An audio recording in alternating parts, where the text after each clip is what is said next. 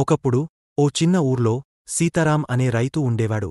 అతనికి చిన్న టమాటా తోట ఉంది. ప్రతిరోజూ తెల్లవారుజామున తోటలో పని చేసేవాడు. కాని ఒకరోజు అతను తోటలో ఓ అద్భుతం చూశాడు. ఆ రోజు తోటలో ఓ పెద్ద మెరిసే బంగారు రంగు టమాటాను చూసి సీతారాం ఆశ్చర్యపోయాడు. తనలో ఇలా అనుకున్నాడు, టమాటా ఎర్రగా ఉండాలి, కాని ఇది బంగారంలా మెరుస్తోంది. సీతారాం ఆ బంగారు టమాటాను ఊరి జనానికి చూపించాడు. ఊరి వాళ్లందరూ ఆశ్చర్యపోయి అది మాంత్రిక టమాటా అని అనుకున్నారు. ఆ టమాటా విషయం రాజుగారి చెవిలో పడింది. రాజు సైనికుడితో మాట్లాడి టమాటాని తీసుకురా అని సేనాపతిని పంపించాడు.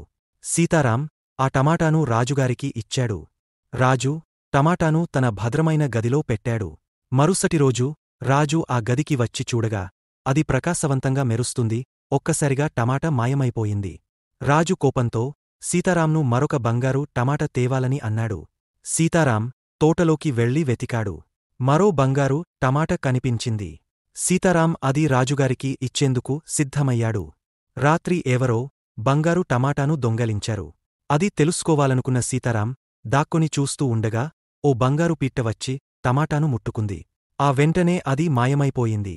అసలు విషయం తెలుసుకున్న రాజుగారు పిట్టను పట్టుకోవడానికి తన సైనికులను పంపి ఒక వల ఏర్పాటు చేశారు. వల సహాయంతో సైనికులు ఆ పిట్టను పట్టుకున్నారు.